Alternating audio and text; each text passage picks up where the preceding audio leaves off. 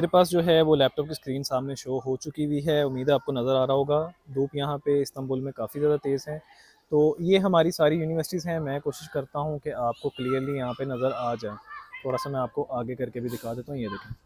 अगर आपको थोड़ा-सा नज़र आ रहा होगा तो भाई ये सारी यूनिवर्सिटीज़ हैं हमारी, और अगर आप इसको कर ही जाएँगे यहाँ से, तो ये सारी की सारी यूनिवर्सिटीज़ जो हैं यहाँ पे लिस्टेड हैं।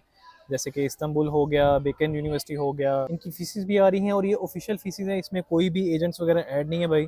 और जैसे आप ये देखेंगे कि बैचलर के ऊपर 2300 जो है डॉलर पर ईयर की फ़ीस है, लेकिन ये टर्किश के अंदर कोर्स है। इसी तरीके से यहाँ पे हमारे पास जो यूनिवर्सिटीज़ फुल होती हैं, जैसे कि ये देखें, यहाँ पे आ गया है बिल्कुल टॉपकापे यूनिवर्सिटी, एक बड़ी मशहूर यूनिवर्सिटी है, प्राइवेट यूनिवर्सिटी है, लेकिन स्टूडेंट्स अप्लाई कर लेते हैं भाई, यहाँ पे सीट्स फुल हो गई हैं इसकी। आपने जब अप्लाई करना हो, ऑफ़र लेटर निकालना हो, तो ये चीज़ें मेक श्योर कर लें कि आपको जिधर अप्लाई कर रहे हैं उधर क्या सीट्स अवेलेबल हैं। उसके अलावा अगर मैं बात करता हूँ कि यहाँ पे टर्की में कौन-कौन से प्रोग्राम जो हैं वो ऑफ़र होते हैं, तो उसमें बैचलर का प्रोग्राम है, डिप्लोमा है, मास्टर है और पीएचडी है। अगर हम डिप्लोमा एसोसिएट की तरफ जाते हैं तो इसकी फ़ीस काफ़ी कम होती है एज़ कम्पेयर टू बैचलर। आप इस पे देखेंगे तो आपको तकरीबन 2000 2200, 2300, 2400, जैसे कि अभी ये देखें इस्तांबुल यूनिवर्सिटी है, इसके अंदर 1950 जो है वो पर ईयर की फ़ीस है।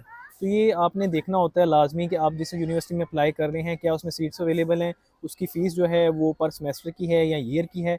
और मेन चीज़ होती है क्योंकि भाई हमारे स्टूडेंट्स जो हैं वो ज़्यादातर यूनिवर्सिटी जाना भी पसंद नहीं करते। अगर क्योंकि यूनिवर्सिटी जाते होते तो भाई पाकिस्तान में भी अच्छे नंबर आने थे इनके। लेकिन यूनिवर्सिटी कुछ होती हैं वो अलाउ करती हैं कि आप अटेंडेंस जो है वो ना भी पूरी करें तो आपका काम चल जाता है।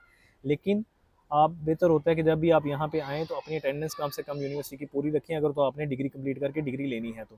ये यूनिवर्सिटी है, इसकी डायरेक्ट वेबसाइट के ऊपर जाके आप वहाँ पे अप्लाई करें, उससे ये होगा कि आप किसी भी किस्म के फ्रॉड से भी बच जाएँगे। और दूसरा ये है कि डायरेक्टली आप यूनिवर्सिटी से लिंक में भी आ जाएँगे। लेकिन नुकसान उसका ये होता है कि उसमें आपको ये पता नहीं कि इसके अंदर टीआरसी का इश्यू तो नहीं आता, अटेंडेंस का इश्यू तो नहीं आता, आपको बाद में 6 महीने के बाद तंग तो नहीं करेंगे वो। तो ये सारी चीज़ें देखनी होती हैं क्योंकि जो ऑलरेडी हमने एक्सपीरियंस कर चुके हैं उसके मुताबिक तो कुछ यूनिवर्सिटीज़ हैं जो तंग नहीं करती, लेकिन भाई जब तंग करने पे आए, फीस वगैरह आप नहीं पे कर रहे, अब यूनिवर्सिटी में जा ही नहीं रहे, तो फिर यूनिवर्सिटी ज़ाहिर है आपको तंग भी करेगी। तो ये छोटी-सी वीडियो थी, उम्मीद है इसके अंदर आपको थोड़ी-सी समझ आ गई होगी।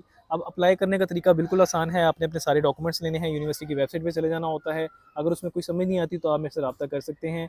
मैं आपकी भाई हेल्प के लिए ही बैठा हूँ और डायरेक्ट यूनिवर्सिटी से आपको ऑफर लेटर भी निकलवा के मैं दे सकता हूँ। लेकिन बशर्ते ये है कि बाकी आप यहाँ पे पढ़ने के लिए आ रहे हैं, क्योंकि मैं फालतू में बार-बार ऑफर लेटर निकलवाऊँगा तो भाई मेरी भी रेपुटेशन ख़राब होती है कि बंदे का ऑफर लेटर निकला है, बाद में स्टूडेंट्स जा नहीं रहे। इवन कि यहाँ पे पाकिस्तानी स्टूडेंट ये भी कर रहे होते हैं भाई कि वहाँ से लैंग्वेज कोर्स पे आए हैं, यहाँ पे आके वो जो है और यूनिवर्सिटी शिफ्ट कर लिया है। तो इस वजह से भी पाकिस्तानी जो है ना वो उनको वो अब कह लें कि वीज़ा रेशो भी ख़राब हो रही है और ब्लैक लिस्ट भी कर देती है यूनिवर्सिटीज़।